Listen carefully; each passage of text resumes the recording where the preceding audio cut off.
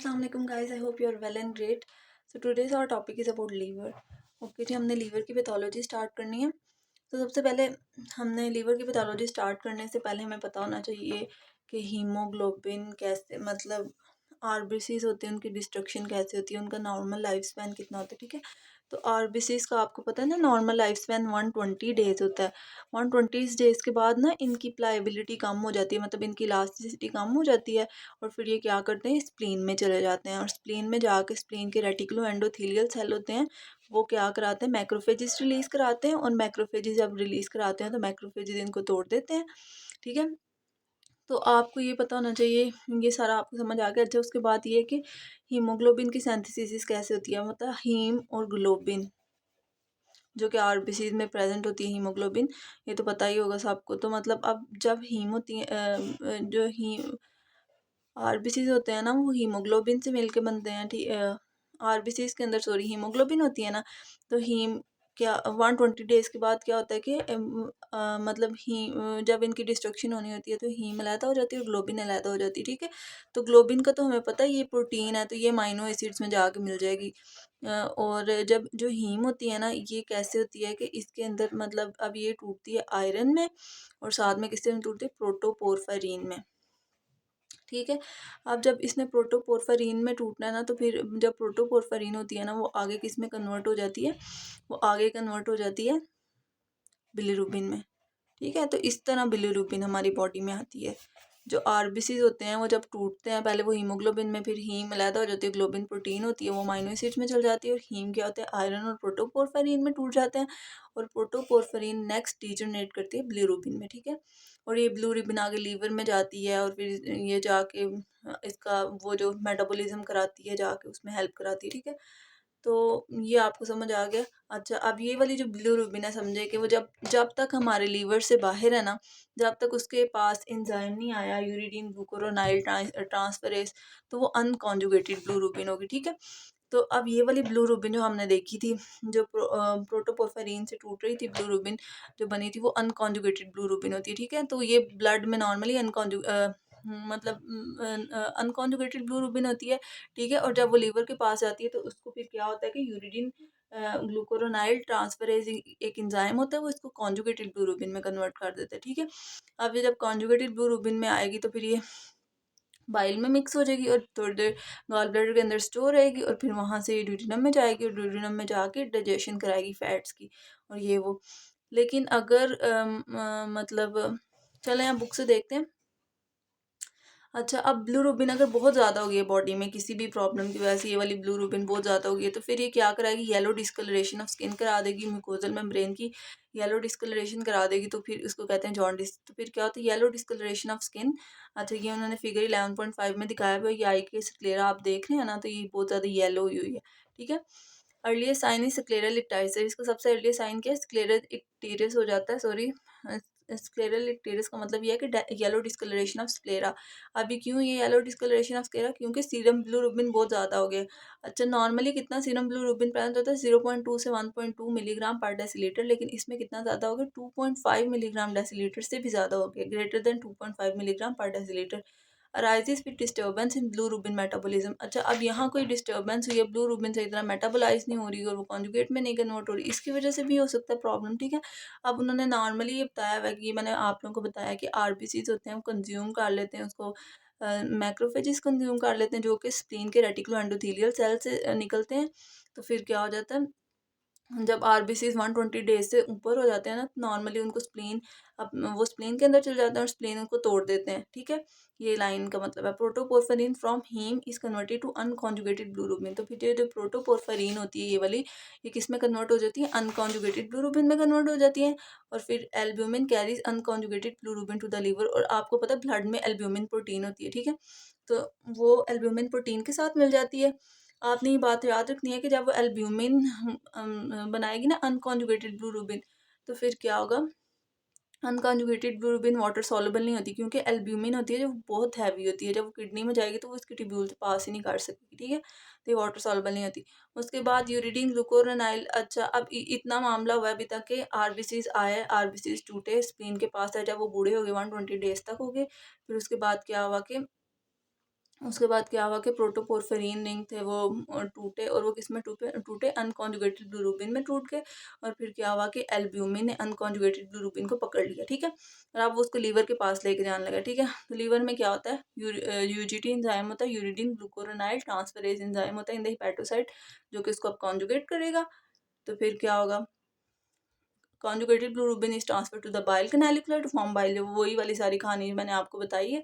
फिर वो बाइल में कन्वर्ट हो जाएगी conjugated bilirubin which is stored in the gall bladder, जो गॉल ब्लैडर में थोड़ी देर के लिए स्टोर होगी। Bile is release to small bowel to aid digestion, और फिर वो वाली बाइल स्मॉल बोल में रिलीज होगी डाइजेशन के प्रोसेस को मदद देने के लिए, ठीक है। इंटेस्टाइनल फ्लोरा, अब जो इंटेस्टाइनल फ्लोरा, अच्छा अब ये वाली बात देखने वाली है। अब जब अनकॉन्जुगेटेड बिलिरुबिन यहाँ से आएगा ना, ये ड्यूडेनम बनाई हुई है स्मॉल इंटेस्टाइन में।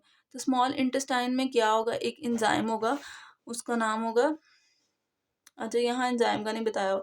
बस ये है कि कॉन्जुगेटेड बिलिरुबिन जब इंटेस्टाइन में आएगा ना, तो वो ऑक्सीडाइज हो जाएगा। जब वो ऑक्सीडाइज होगा तो वो स्टर्कोबिलिन में कन्वर्ट हो जाएगा। अब जो ये स्टर्कोबिलिन क्या करेगा, ये सबसे पहले तो ये देखें, अनकॉन्जुगेटेड बिलिरुबिन आया ना यहाँ, तो ये यूरोबिलिनोजिन में कन्वर्ट हो गया, ठीक है, यूरोबिलिनोजिन में कन्वर्ट हो गया, ठीक है। और उसके बाद ये ऑक्सीडाइज होगा, जब ऑक्सीडाइज होगा तो फिर ये स्टूल में चल जाएगा, और स्टूल को येलो कलर बिलिरुबिन ही देते, येलो कलर, ठीक है, जो थोड़ा ब्राउनिश से येलो सा कलर होता है। उसके बाद ये यूरोबिलिनोजन, तो एक तो स्टर्कोबिलिन में टूटा ना ऑक्सीडाइज होकर, और एक यूरोबिलिन में टूटेगा, ठीक है।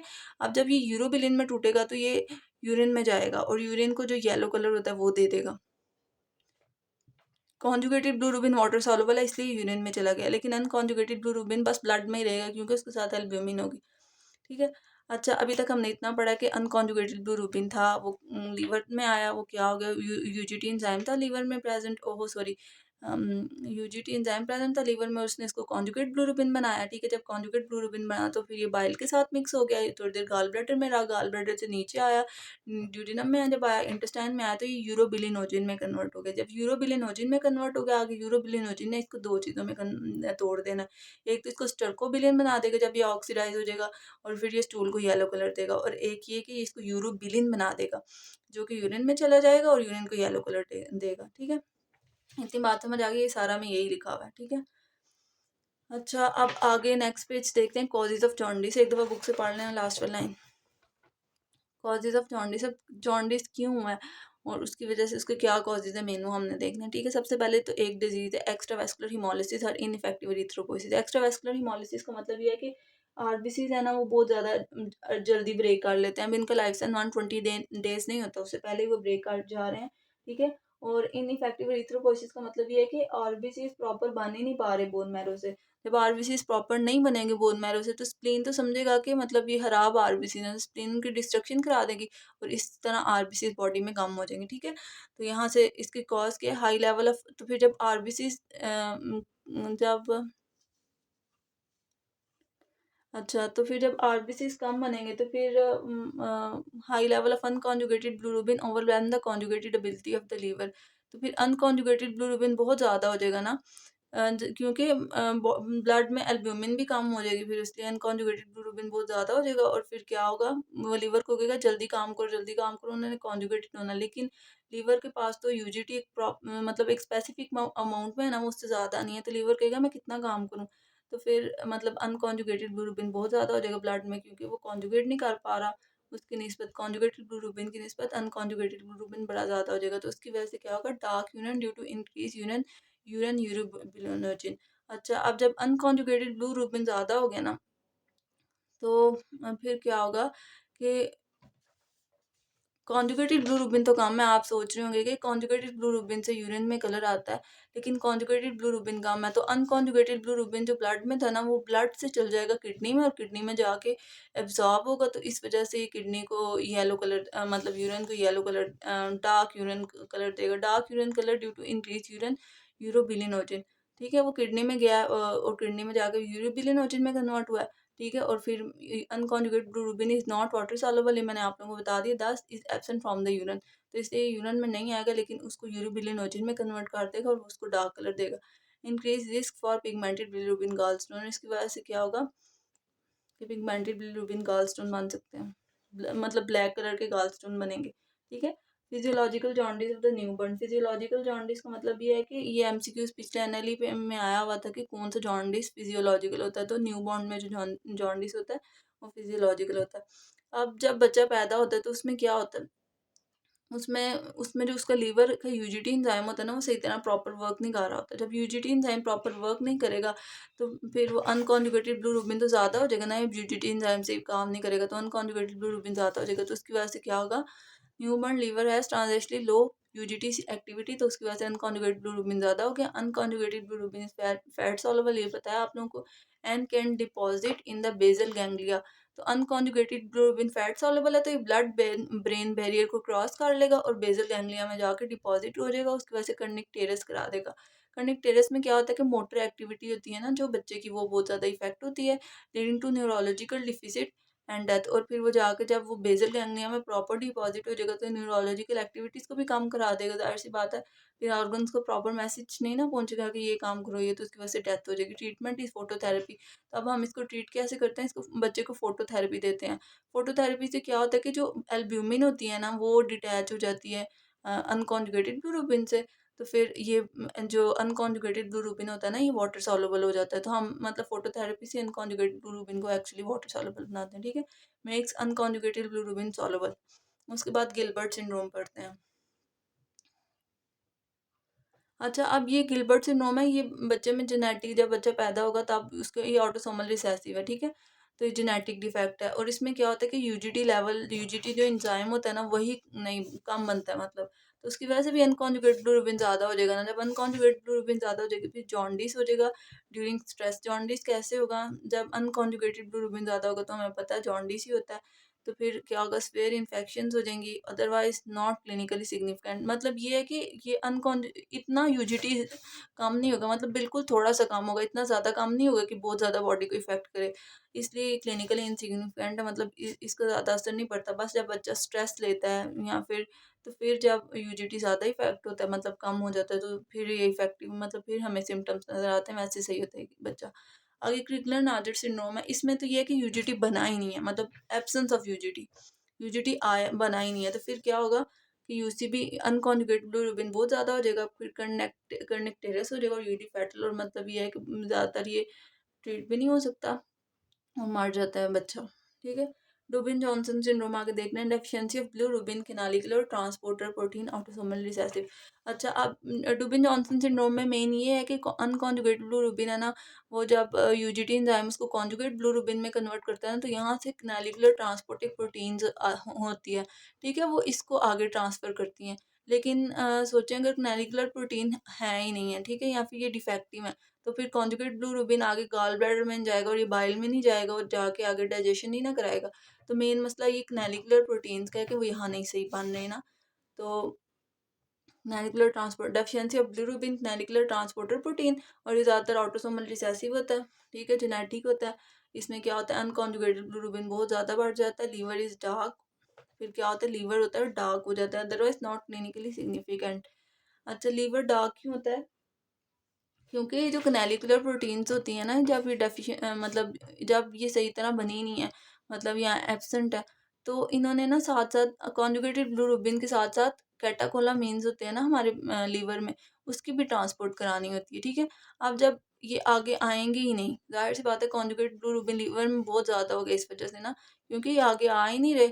और ये कॉन्जुगेट बिलीरुबिन क्यों ज़्यादा है, क्योंकि यहाँ से ग्नैलिकुलर प्रोटीन्स हैं वो इसको ट्रांसफ़र नहीं कर रही आगे।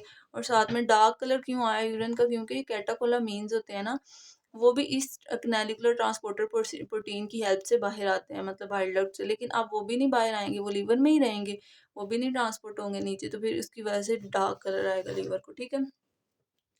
और एक होता है liver is dark otherwise not clinical significant. Rotor syndrome क्या होता है, is similar to the Dubin Johnson syndrome. Rotor syndrome similar होता है डुबिन जॉनसन सिंड्रोम में, लेकिन उसमें ये होता है कि जो प्रोटीन्स कैटाकोलामिन ट्रांसफर कर रही थी ना बाइल डक्ट से आगे, लीवर से आगे लेके जा रही थी, वो सही होती हैं, तो फिर इस वजह से लीवर की डिस्कलरेशन नहीं होती, लीवर डार्क नहीं होता, ठीक है।